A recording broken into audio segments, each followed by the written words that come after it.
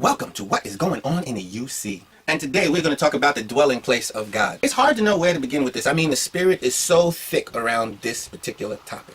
But True Father has said that human beings enjoy complete freedom in the area of sexuality. I guess there's a couple of ways to look at that. One way is to say that we can do whatever the heck we want, sexually speaking. The other way is to see the true love potential in it. Now, we know that love is only possible when you have a choice to love or not love. Without that kind of choice, love is not possible. So true love can only be expressed sexually if there is freedom in sex. And the freedom in sex is not the freedom from obligations, exclusivity, marriage, or anything like that. The freedom that human beings experience is the ability to not have our hormones tell us that we must go have sex. Have you ever heard of feral children? These are children who, by whatever means, have grown up among animals. There are some feral children who grew up with wolves, sheep, monkeys, but they didn't grow up with people. One thing that these children had in common when they were found and brought back into human society, it is said that they never had any interest in sex. And what this says is, without human beings to normalize or socialize the sex concept into them, they were utterly devoid of sex drive or any interest in sex when they finally were reintroduced back into the world of human beings. It's interesting, maybe Adam and Eve were just the first human beings who had this ability to disconnect themselves from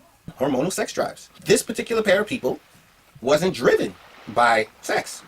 Go figure. Anyway, it is clear that our species do not experience sex hormones the way that animals do. Many animals will knowingly forfeit their life just to reproduce. And as one loving grandma has said about teenagers of the postmodern era, we had hormones. Hormones didn't make us act like that. So human sexual activity is not bound by hormones. So if you've been in this church, you know the way that God wishes us to use our sexuality. But I wonder if we know why.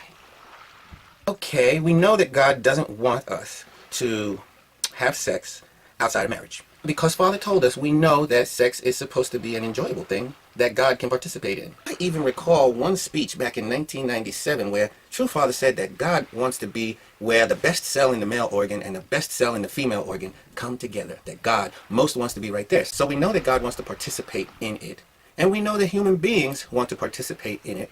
Maybe the question of why is really the big question. If we are truly free, what's the reason that God was hoping that we would stumble upon that would cause us to have the same motivation such that we could enter into sex in partnership with Him? Oh my gosh! What could that reason be? I'm not going to go there this episode. Because the thing that's getting me is that our movement is completely dropping the ball in this area. We've got people in leadership roles who are for gay marriage. I can understand being against gay marriage. I can understand having no comment about gay marriage. But being for gay marriage and being a unificationist, well, there's only one way that can happen. To use one of my favorite lines from Reverend Pseudo, you don't know the principle. When you look up the origin of the word sex, it's derived from a word which means to divide. Human beings are divided into two genders. So the sex act is an act that involves two genders. This makes the whole idea of homosexuality an oxymoron, because homosexuality doesn't involve the two sections of humanity. Whether you call it a sin or not, I'm not the kind of person to tell somebody what they can or cannot do in the privacy of their own home. Personally, that's not me.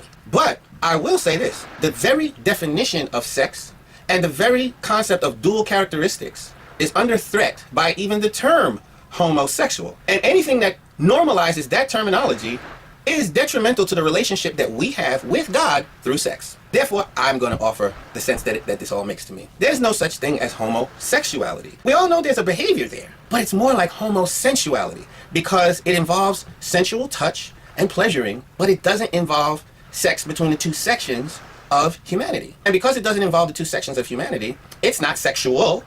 It is actually asexual. And it is not a form of asexual reproduction. It's just not sexual. Now, so-called heterosexuals can be heterosensual and heterosexual because a heterosexual coupling involves the coming together of the two main sections of humanity, the male and the female. But homosensual coupling, while it is sensual, is not sexual. So we know that God is sexual because we say that God is a being of dual characteristics. So for our movement not to engage in this conversation is ridiculous.